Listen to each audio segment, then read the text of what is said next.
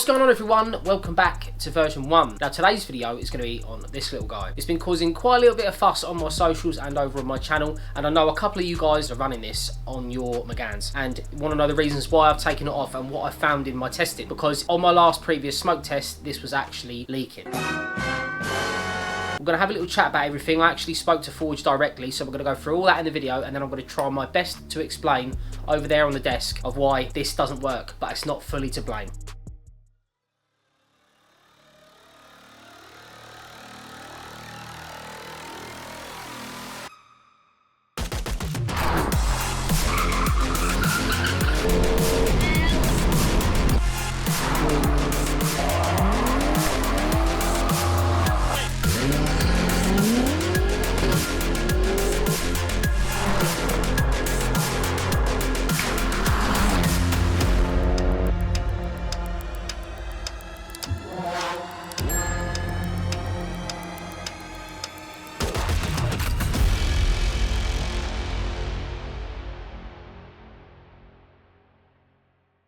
So I'm going to try and keep this video as short as possible, but explaining all the important points to what you guys have been asking me over the past couple of weeks. Come over to the desk and I'll try and explain my best of what's happening. So here is the Forge spacer, and here is the standard OEM piston that sits inside the recirc or diverter valve, whatever you want to call it. I'm going to try my best to explain what is happening here, but basically when I spoke to Forge on the phone, these seals here, perfectly fine. The seal on the back side here, you can see as well, perfectly fine. You can see the kind of black line around here, that was obviously where the O-ring was stopping anything coming through. And on the inside as well, I don't know if you can see in there, you can see where the piston was actually in contact with this inside rim in here. What they were saying is happening is this piston obviously sits, hold on, let me just take this off. This piston sits in here. Now I don't think there's enough of a seal in there to stop it coming by.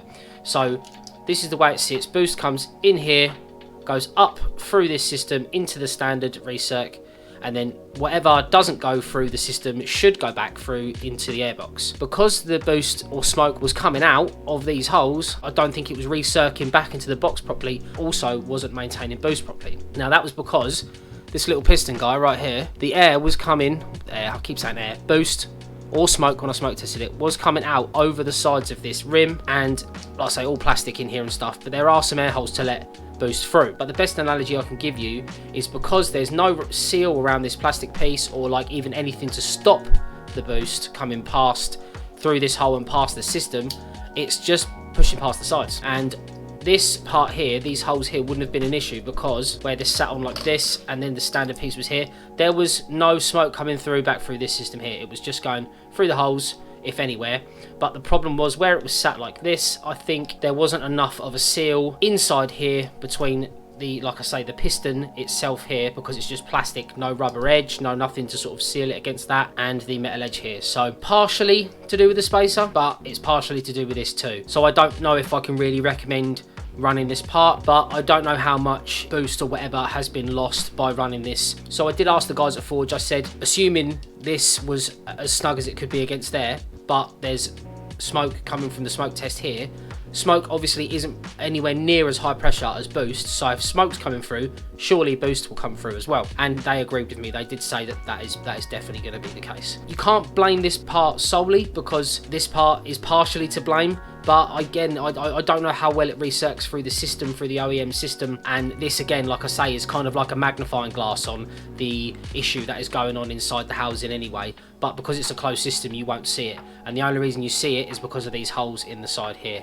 So if any of you guys are running this, get it smoke tested and let me know what you're saying, because it could be my recirc piston could be faulty, but it's done 17,000 miles and it's not cracked or anything. So once I've realised that the smoke was coming through here and stuff, I just thought, you know what, I can't be bothered with this as well. So replacing all the plastic internals with all this crap, you know, getting rid of all these plastic parts here, you know, it's just something I wanted to do for peace of mind as well as performance. And I watched a couple videos as well of the GFB diverter valve being installed on other cars and whatever, but just looking at the standard recirc systems for other cars, they just seem better than this. You know, this is just very basic and very, like I say, thin. I just don't see how any boost or smoke couldn't come past that through there, obviously because it was coming through here. Even the Audi, I looked at an Audi one and the piston is completely different, and it seems like it's bigger and it's got like a wider seal to it. So I don't know if that maybe works better with this, but this Renault part, this Renault Nissan part, I just feel is a weak point even without this. This is just, like I say, these two things together,